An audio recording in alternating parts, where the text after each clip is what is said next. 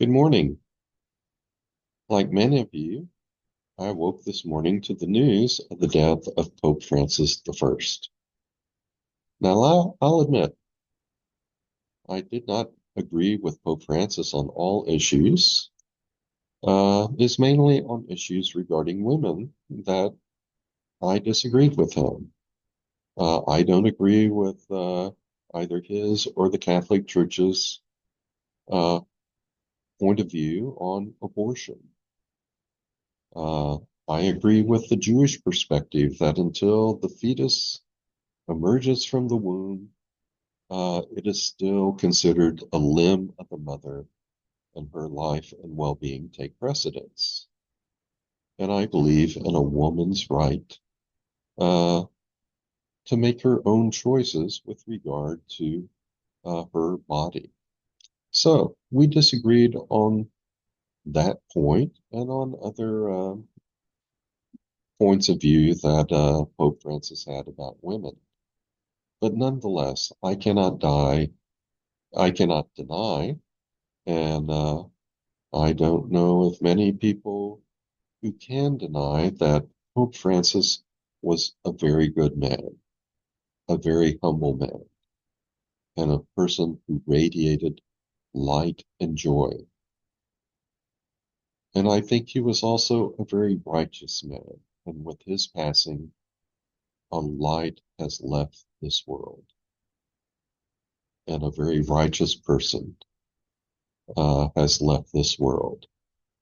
So Pope Francis had many qualities that I think we could all do well to emulate, and I think we can all learn from. You don't have to agree with everything he did and everything he believed to come to this conclusion that he was a very spiritual man and a very humble man and a very strong force for good in this world.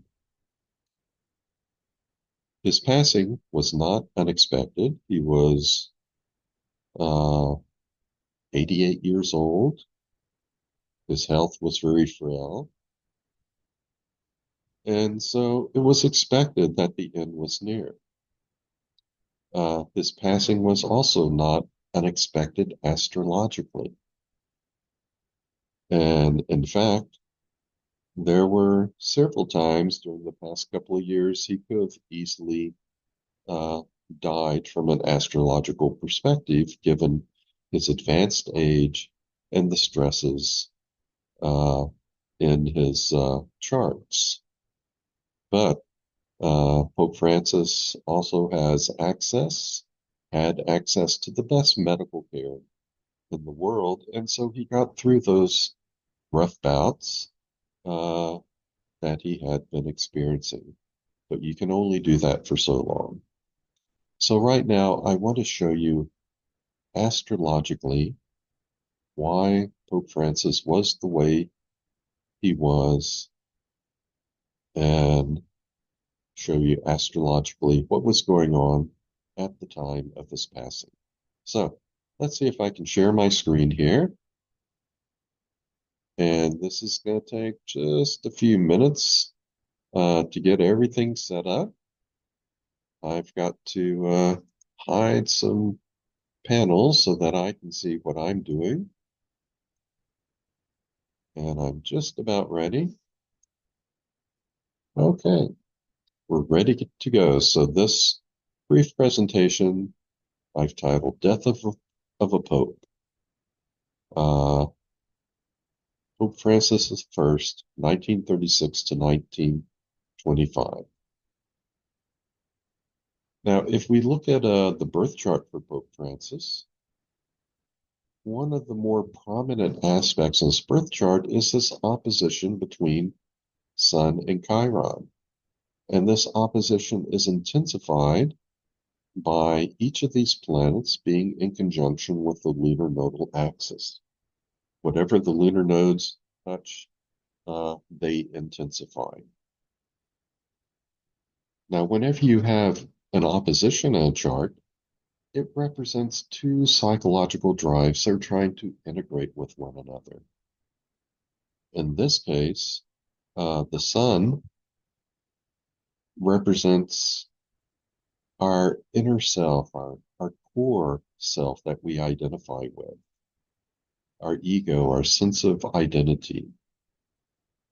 Chiron is associated with wounding by most astrologers, but it doesn't really make sense for us to have a psychological drive to wound ourselves. So that suggests that Chiron really has a different meaning that goes beyond just wounding. And if we look at Chiron from an astronomical point of view, it orbits between Saturn and Uranus, sometimes going inside the orbit of Saturn and sometimes outside the orbit of Uranus. And that suggests to us that Chiron serves as a bridge between the visible world, represented by the planet Sun through Saturn that we can see in the sky, and the invisible world, represented by Uranus, Neptune, and Pluto.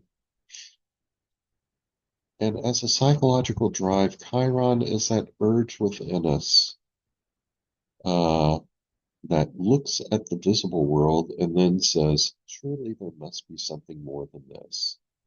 It's that urge within us to transcend the visible world and discover this invisible world that is initially unseen to us. It urges us to go from the world we see into a larger, more transcendent realm that is filled with joy. And the process, Chiron goes from wounding to healing to transcendence. The wounding comes in because we have these hard shells, these hard Saturnian shells that often have to first be cracked until the light can come in. But once we have had that shell cracked, been wounded by Chiron, then that light can enter and bring about healing and transcendence. So that is Chiron at its best. Now, this opposition can manifest in a lot of ways. It all depends upon the choices that a person makes in their life. At its worst, Pope Francis could have gone through a life characterized solely by wounding. And even worse would be if he turns around and starts wounding others too. It could have been a life of wounding, and with Sun in the 6th house, Chiron in the 12th house, it could have involved a lot of health problems and wounding, either self-wounding or wounding by others. With Chiron and Gemini, the lungs could have been involved, and indeed they were.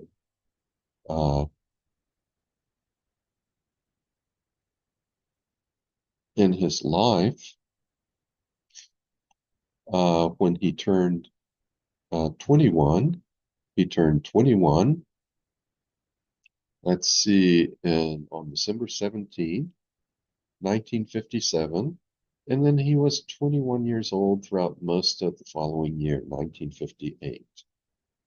That was a year in which he contracted pneumonia, and it wasn't a simple, quick illness for him. It was a protracted illness that was so severe, so devastating, that he had to have most of one of his lungs removed.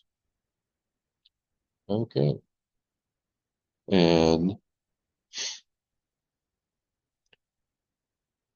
But it was also an illness that changed his life. He had gotten a master's degree in chemistry and he had been working as a chemist. But after this illness, he became a Jesuit, and then 10 years later, a priest, and then eventually Pope Francis I. So, worst case scenario could have been just severe wounding and perhaps wounding of others that could have gone on throughout his entire life.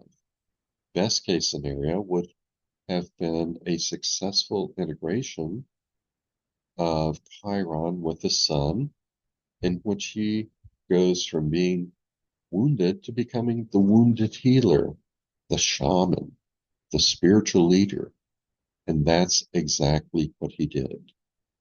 His lungs were wounded, but he achieved a successful integration of Chiron with the sun. He successfully integrated this higher spiritual light and joy into his life, and he went into a religious profession and became the successful pope and a successful role model to many people who are seeking spirituality, light, and humility in their own lives. Okay, now here you can see the actual transits throughout that year 1958 in the life of Francis.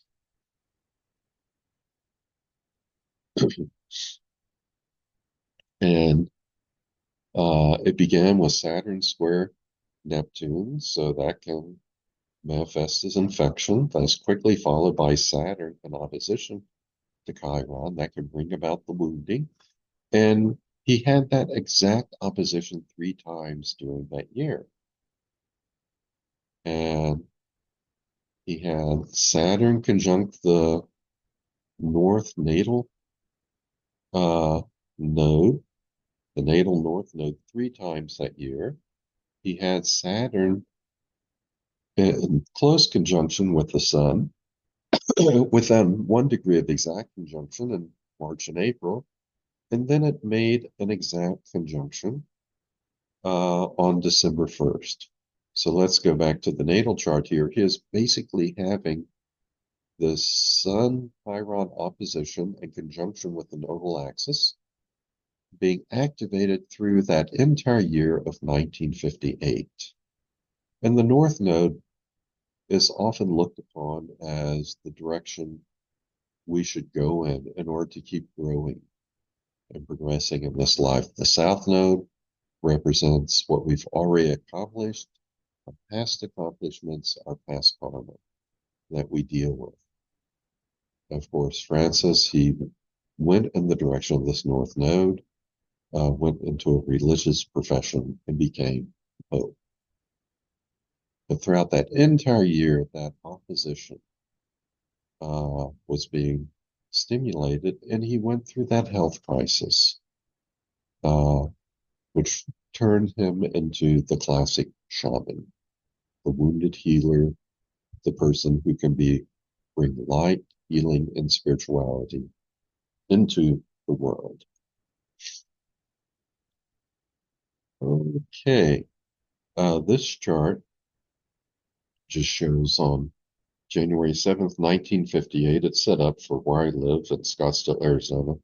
But this is the chart for when Saturn first was in exact opposition to his natal Chiron. And that precipitated that healing crisis that turned him into the person that he became. Now, this year, he had a variety of transits from Saturn that precipitated the health crisis that culminated in his death. And as I said, you can go back over the previous couple of years, and there were other health crises that occurred that could have resulted in his death due to his advanced age and his frailty. But as I say, the Pope had access to the best medical care in the world, and they kept him going. But on February 14th, he had an exact opposition of transing Saturn to his natal Neptune. Neptune, one of the things it's connected with is infection. And that is when he went into the hospital with bronchitis. This was followed by a square from Saturn to his natal Chiron on February 25th. So again, he was having that Chiron Sun opposition in his natal chart being stimulated. He was released from the hospital I think shortly after mid-March. As I told my wife at the time, he's not out of the woods yet because that uh, opposition involving Sun, Chiron, and the lunar nodal axis, it was going to continue to be stimulated. We had Saturn squaring his north node on March 29, and then making an exact square uh, to his Sun on April 12, and then Saturn making uh, a semi-square to his moon going on into May. So as I told my wife, I said, he probably won't be out of the woods until May of this year. And of course, when he did pass, uh, today on April 21st, Saturn was still within a 1 degree orb of a square to his natal sun. So that Sun, Chiron, lunar nodal axis, it was still being activated at the time of his passing. Here I have a tri-wheel where I have his natal chart on the inside, showing that opposition. I have transits in the middle wheel, and his progress chart at the time of his passing on the outside. And the main thing we see here is not only was that uh, square of Saturn to his natal sun still active, still within that 1 degree orb, but the lunar nodal axis was also involved. The north node and also the south node are squaring his sun, and the lunar nodes, they move backwards through the chart. So this is moving from 26 degrees back toward 25 degrees. So it's would become stronger as time passes. This square to his sun, and then the nodal axis, and then eventually to Chiron. So that's happening with the transits. We also have Pluto was making a very strong sesquiquadrant to his Neptune. That has to do with exacerbating the affection. And the moon, it joined in as a trigger point, as a trigger for uh, his passing earlier today. It was also making a very strong sesquiquadrant to his natal Neptune. And in his progress chart, we have Saturn at 25 degrees, 15 minutes of Pisces. It was making a strong square to his natal sun, and his progress sun was joining in with that. Was death inevitable? No. What it was, however, very likely, his transits, his progress chart were showing a lot of stresses on him this year. Stresses which could affect his health and which could result in his passing. But it's not inevitable, but given his advanced age and his frailty, uh, that outcome is much more likely. And of course, that's what happened. So let me stop sharing and go back. That gives you a quick look at the astrology behind the life and the death of Pope Francis I,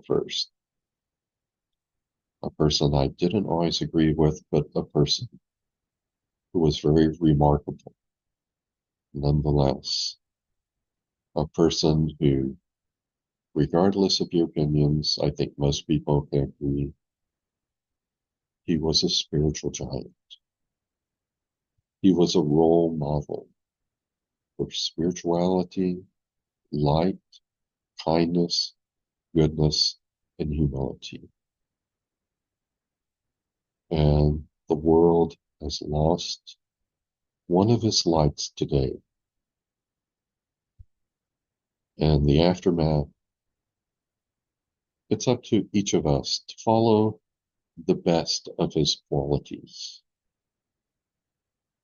And the best way we can remember Pope Francis I is by trying to embody the same qualities of light, humility, and kindness to others in our own lives. So I'll just leave you with that thought. I'll say so long, be well, and may each of us learn from the life of Pope Francis. So long.